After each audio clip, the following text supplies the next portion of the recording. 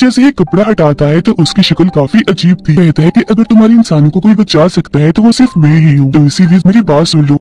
Film की शुरुआत होती है मॉस्को शहर की एक होटल को दिखाने से, जहाँ पर एक लड़का ओलेग अपनी नई दोस्त के साथ बातें कर रहा था। अपनी तारीफ करते हुए बता रहा था कि मैं एक आर्मी ऑफिसर हूँ, मेरे पास बहुत पैसा है। ये सुनकर उसकी दोस्त काफी मुतासिर होती है। ये कुछ वक्त और साथ गुजारती है और जल्द शादी करने का फैसला करती है। खैर एक जगह एक प्लेन अभी उड़ान भरता ही है कि तभी अचानक उसका इंजन काम करना बंद कर देता है। सभी लाइट्स बंद हो गई थी, जिसके बाद प्लेन भी सीधा आके जमीन पर गिरता है। यहाँ पता चलता है कि न सिर्फ ये प्लेन बल्कि पूरी दुनिया के हालात अचानक खराब हो गए हैं। बिजली से चलने वाली चीजों ने काम करना बंद कर दिया है। सारी लाइट्स धीरे धीरे करके बंद हो जाती है और पूरी दुनिया ब्लैकआउट हो जाती है। मतलब लाइट ना होने से अंधेरा छा गया। लेकिन पूरी दुनिया में अभी भी कुछ जगह ऐसी थी जहाँ पर बिजली मौजूद थी, जिनमें एक मॉस्को शहर भी था। मॉस्को शहर में टीवी पर चल रही खबरों में बताया जाता है कि हमारा राब्ता पूरी दुनिया से कट गया है। किसी को भी कुछ पता नहीं चल रहा था कि शहर के बाहर के हालात कैसे हैं, और न ही बाहर वालों को पता था कि उनके शहर में अभी बिजली है। ओलेग भी खबर देख रहा था। उसे लगता है कि शायद ये टेररिस्ट दहशतगर्दों का हमला है। फिर अब जहाँ लाइट नहीं थी उन सारी जगहों को ब्लैकआउट एरिया, और जिन जिन जगहों पर लाइट्स थी उन्हें लाइट एरिया का नाम दे दिया जाता है। मॉस्को की गवर्नमेंट ब्लैकआउट एरिया की सूरत हाल का जायजा लेने के लिए बहुत सारे ड्रोन कैमरास वहाँ भेजती है, लेकिन रास्ते में सारे के सारे ड्रोन अजीब तरीके से गायब हो जाते हैं। जब सोल्जर्स वहाँ पहुँचती है तो वहाँ के हालात देखकर दंग रह जाते हैं। दरअसल जब ब्लैकआउट हुआ तो यहाँ की सब जानदार चीजें जैसे की डॉग्स, बिल्लियाँ, मछलियाँ, यहाँ तक कि इंसान भी बड़ी अजीब तरीके से मारे गए हैं। हर जगह लाशें ही लाशें बिखरी पड़ी थी। लग रहा था जैसे कुछ ही पल में ये पूरी जगह कब्रिस्तान बन गई हो। सोल्जर्स अभी छानबीन कर ही रही थी कि तभी एक अनजान आदमी एक सोल्जर पर हमला कर देता है। उसे बुरी तरह जख्मी करने के बाद उसके हथियार लेकर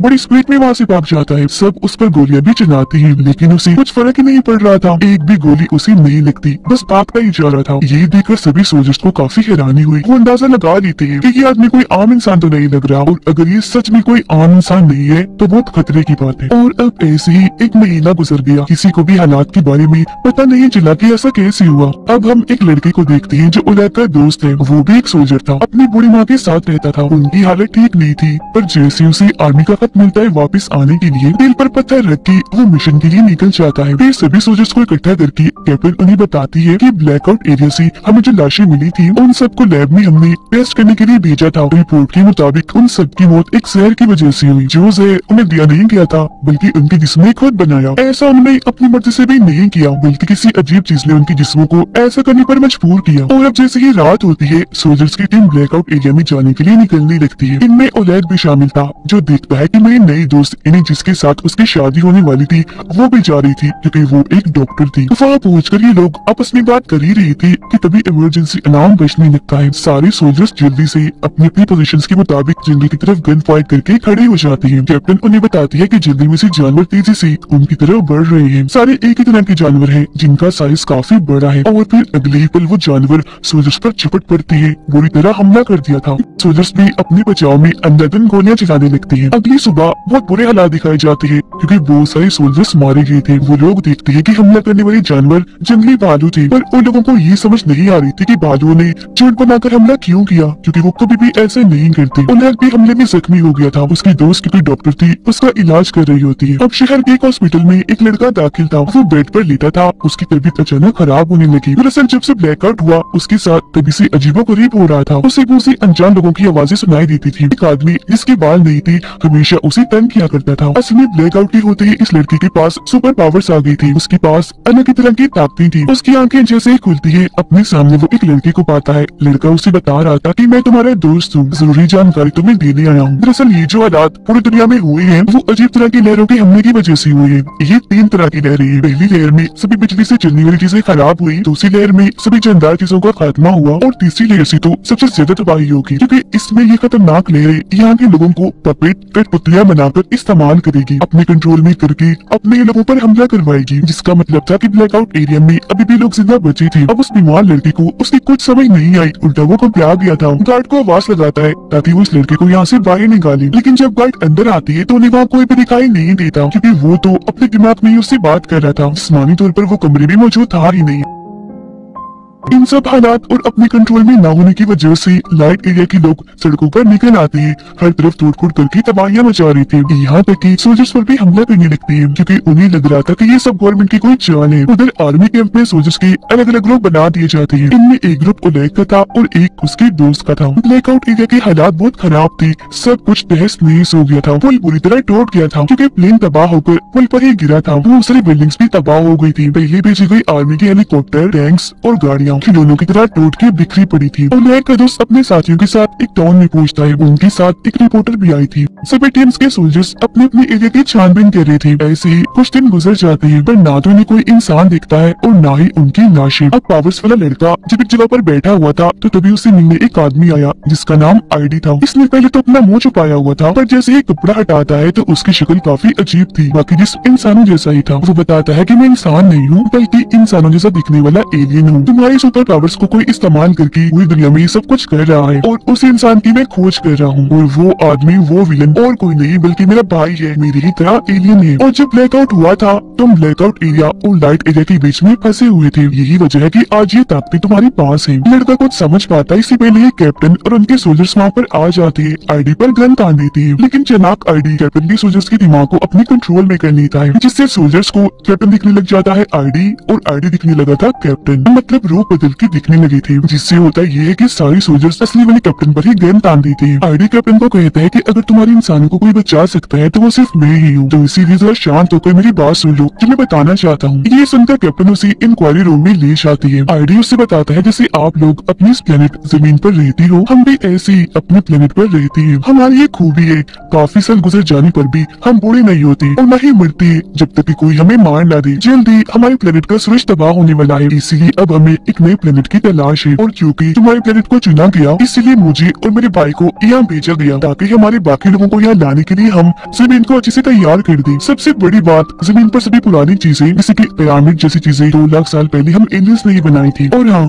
मैं अच्छा हूँ, मेरा भाई बुरा है, वो आप सबको खत्म करना चाहता है लेकिन मैं नहीं चाहता कि वो ऐसा करे, मैं उसे रोकना चाहता हूँ। अगले 48 घंटों में हमारी काफी बड़ी स्पेसशिप जमीन पर आने वाली है और उससे पहले मेरा भाई ब्लैकआउट एरिया के इंसानों को पपेट यानी कठपुतली के तौर पर इस्तेमाल करेगा तो मेरे लोगों का खात्मा करने के लिए। यानी उस लड़के ने तीसरी लहर की जो बात बताई थी वो सच थी और वो लहर आईडी का भाई ही बना रहा था। कैप्टन उसकी सारी बातें सुन तो लेती है और उसे यकीन नहीं होता। दूसरी तरफ ओलेग के दोस्त की टीम को अपने एरिया में एक जख्मी बच्चा दिखता है जो बहुत ही अजीब बर्ताव कर रहा था, गुस्से वाला। ये लोग उसकी मदद करते हैं, सवाल जवाब करने लगते हैं जानकारी लेने के लिए। लेकिन तभी बच्चा एक सोल्जर की गर्दन में चाकू घुसाकर बहुत बुरी तरह उसे मार डालता है और हद से ज्यादा गुस्से में आकर कंट्रोल से बाहर हो गया था, जो देखकर ना चाहते हुए भी ओलेग के दोस्त को बच्चे को गोली से मारकर उड़ाना ही पड़ता है। ये देखकर रिपोर्टर काफी घबरा गई। अब जैसे ही रात होती है, ब्लैकआउट एरिया की वो सारे पपेट जो आईडी के भाई के इशारों पर नाच रही थी सोल्जर्स की सभी टीम्स पर हमला कर देती है। सोल्जर्स भी अपने बचाव में उन पर अंधाधुंध गोलियां चलाती है। पपेट्स की तरफ से भी लगातार हमला हो रहा था तो दोनों साइड से एक काफी बड़ी जंग छिड़ जाती है। ओलेग के दोस्त के बहुत सारे लोग मारे गए थे। मदद के लिए वो आर्मी कैंप की तरफ गन चलाता है। उसके अलावा सोल्जर्स की 2 और ग्रुप ने फ्लेयर गन चलाई, जो देखकर आर्मी कैंप वाले बेचारे परेशान हो जाते हैं कि अब हम किसकी मदद को जाएं। इस सारी सूरत हाल के बारे में जैसे कैप्टन को बताया जाता है उसे यकीन हो जाता है कि आईडी सच बोल रहा है क्योंकि उसकी बातें सच साबित हो रही थी। कैप्टन के पास और कोई रास्ता नहीं था तो आईडी की मदद लेने के लिए वो राजी हो जाती है।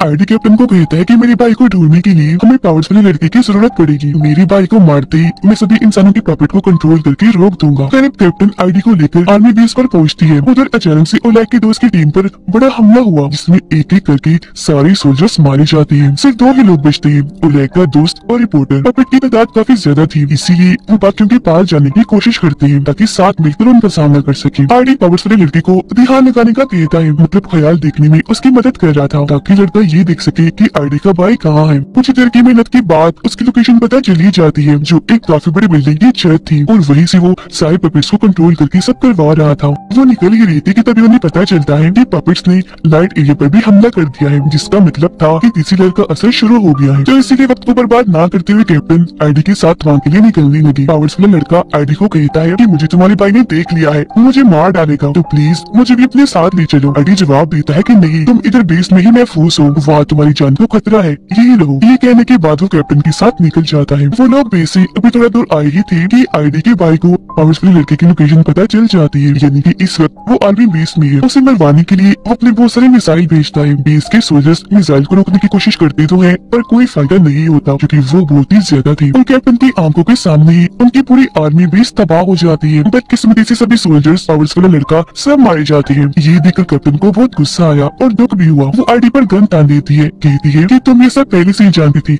है ना? तो फिर उस लड़के को वहाँ छोड़कर ये घटिया हरकत क्यों की? आईडी कहता है कि सिर्फ हमें कुछ लोग ऐसे हैं जो बाकी इंसानियत को बचा सकते हैं, और वैसे भी मेरे भाई को पावर्स वाले लड़के की लोकेशन पता चल ही जानी थी, और अगर हम उसे साथ रखते तो अब तक हम भी मारे गए होते। इसीलिए मजबूरन मुझे ये कदम उठाना पड़ा। अगली सुबह ओलेग को अपना दोस्त और रिपोर्टर मिल जाते हैं। एक दूसरे को जिंदा पाकर दोनों बहुत खुश थे, गले मिलते हैं। बाद में कैप्टन भी अपने सोल्जर्स के साथ यहाँ उनके साथ शामिल हो गई और अब वक्त को बर्बाद ना करते हुए ये सभी उस बिल्डिंग के लिए निकल जाते हैं जहाँ पर आईडी का भाई सब पपेट्स को कंट्रोल कर रहा था, लेकिन रास्ते में वो पपेट्स इनका रास्ता रोकने की कोशिश करते हैं। सोल्जर्स उनकी जान की परवाह ना करते हुए टैंक से उन्हें मारते हुए कुचलते हुए आगे बढ़ते जा रही थी। वो भी इन पर हमला कर देती है और इनके बीच काफी बड़ी जंग छिड़ जाती है। कुछ पपेट्स तो अपने ऊपर बॉम्ब बांधकर सोल्जर्स पर गिर रहे थे ताकि अपने साथ साथ उन्हें भी उड़ा दे, पर सोल्जर्स बड़ी मुश्किल से उनसे बचते बचाते बिल्डिंग तक पहुंच ही जाते हैं। आईडी को सोल्जर्स को लेकर बिल्डिंग की छत पर जाने लगता है, जबकि बहुत सारे सोल्जर्स नीचे ही रुक गए थे पपेट्स का मुकाबला करने के लिए। जिसके बाद आखिरकार ओलेग के दोस्त और आईडी का सामना उसके भाई से हो ही जाता है। ओलेग का दोस्त आईडी के भाई पर हमला करने के लिए आगे बढ़ता है, पर वो एक ही झटके में उठाकर उसे दूर फेंक देता है। फिर आईडी जाता है अपने भाई का सामना करने के लिए। दोनों भाइयों के बीच जबरदस्त लड़ाई शुरू हो जाती है। दोनों ही कम नहीं थे, एक दूसरे से बढ़कर ही थे, बराबर टक्कर दे रहे थे। मुक्की मारने से उनके हाथों से चिंगारियां निकल रही थी। दोनों ही बहुत ताकतवर है। नीचे ओलेग और बाकी सोल्जर्स को पपेट को रोकने में काफी मुश्किल हो रही थी क्योंकि उनकी तादाद करोड़ों में थी। वो खत्म हो ही नहीं रही थी। पपेट्स इतने चालाक थे कि तेल से भरे हुए ट्रक को लेकर उन पर हमला कर देती है, जिससे काफी बड़ा धमाका हो जाता है। कुछ को छोड़कर अब सारे ये सोल्जर्स मारे जाते हैं। मुश्किल से ये बस 5 ही बचे थे और अब इनको ही पपेट्स का सामना करना था। ओलेग और बाकी सोल्जर्स भी बिल्डिंग के ऊपर जाने लगते हैं। पपेट्स भी अपने लीडर इन्हीं आईडी के भाई का साथ देने के लिए तेजी से उस बिल्डिंग की तरफ आ रही थी। पपेट्स यहाँ आते उससे पहले ही आईडी जोर से अपने भाई को मुक्का मारता है। आईडी अपने भाई के सीने से उसका दिल ही निकाल लेता है, जो जाहिर है एलियन होने की वजह से डिवाइस की तरह का था। फिर वो दिल में एक बॉम्ब लगा देता है। जैसे उसका दिल तबाह होता है उसके भाई की भी मौत हो जाती है। अपने भाई को मारने के बाद आईडी को सभी पपेट्स का कंट्रोल मिल गया था। एक ही झटके में वो उन सबको मार गिराता है। अब वो सारे लोग जो जिंदा बचे थे इस जंग में जीत तो गए थे, पर उन्हें कोई खुशी नहीं थी क्योंकि वो जंग ही ऐसी थी जो जिंदा बचे थे, जबकि करोड़ों की तादाद में बेगुनाह लोग सड़कों पर मरे पड़े थे। कीड़े मकोड़ों की तरह हो रही दुनिया का दिल हिला देने वाला सीन था। आर्डिन सबको बताता है कि इंसानों में प्यार और रहम नहीं है। तुम बहुत ही खुद गर्ज हो, सिर्फ अपने बारे में ही सोचते हो। यही वजह है कि मेरा भाई तुम सबको मारना चाहता था ताकि एलियंस यहाँ सुकून से रह सके, लेकिन मेरा मकसद कुछ और ही था। और अब यहाँ वो सबसे बड़ा राज खोलता है कि मैं इंसानों की मदद इसलिए करना चाहता था ताकि इंसान मुझे अपना मसीहा समझ ले, यहाँ तक कि अपना गॉड ही समझने लगे। तब लड़का गुस्से में आईडी से कहता है कि तुम सब कुछ पहले से ही जानती थी, तो फिर ब्लैकआउट होने से क्यों नहीं रोका? आईडी जवाब देता है कि अगर मैं वो रोक देता तो किसी के भी दिल में मौत का डर ना होता, मेरी बात का कोई भी यकीन ना करता। और वैसे भी तुम लोग काफी हो आबादी बढ़ाने के लिए, जिन सबका मसीहा गॉड मैं हूँ। अगर बाकी लोग मर भी गए तो मुझे परवाह नहीं, जिसका मतलब था कि ये भी अच्छा नहीं है। शुरू से अब तक ये बस अपना ही फायदा देखता आ रहा है। ये सुनकर सब लोगों को बहुत गुस्सा आने लगा। ओलेग की दोस्त तो उस पर गन निकाल देती है। तब ओलेग का दूसरे दोस्त उसे ये कहते हुए मना कर देता है कि गन नीचे करो, इसके जैसी लाखों आ रही है, इसे मारोगी तो उन बाकियों को कैसे रोकोगी? इसका जिंदा रहना बहुत जरूरी है। वो बात कर ही रही थी कि तभी लड़का चाकू से आईडी पर हमला कर देता है, लेकिन आईडी को ये बात पता चल गई थी। उसने लड़के के दिमाग को कंट्रोल नहीं किया, जिससे उसने आईडी की बजाय कैप्टन को चाकू मार दिया और इस तरह से वो भी मारी गई, क्योंकि यहाँ भी उसने अपना रूप बदलने वाला जादू किया था। ओलेग को काफी गुस्सा आ गया। वो आईडी को मारने के लिए जैसे आगे बढ़ता है, उसका दोस्त ऐसा करने से मना कर देता है। दोनों की बहस हो गई, जो बढ़ती बढ़ती लड़ाई तक चली जाती है। ओलेग का दोस्त उसे मार ही देता कि रिपोर्टर गन लेकर ओलेग के दोस्त पर चलाकर उसे जख्मी कर देती है। अब ओलेग का दिमाग खराब करने के लिए आईडी उसके डर के कई रूपों में बढ़ जाता है, पर लड़का जानता था कि आईडी का असली रूप कौन सा है। उसके असली रूप को लेकर वो बिल्डिंग से कूद जाता है और इस तरह से उसके साथ साथ आईडी की भी मौत हो जाती है। और अब ये 4 लोग ही जिंदा बचे थे जो आने वाले एलियंस का मुकाबला करेंगे। कुछ ही देर में एलियन की स्पेसशिप यहाँ आ जाती है, जो बहुत ही बड़ी थी। शिप का दरवाजा खुलता है पर अंदर से कोई नहीं आता, तो अब ये लोग ही अंदर चले जाते हैं। अंदर जाने पर इन एलियंस की लाखों चेम्बर्स दिखते हैं, जिनमें सभी एलियंस सो रहे थे। और तभी अचानक सभी चेम्बर्स में लाइट जलने लगी और अजीब तरह का लिक्विड हिलने लगता है, जिससे एलियस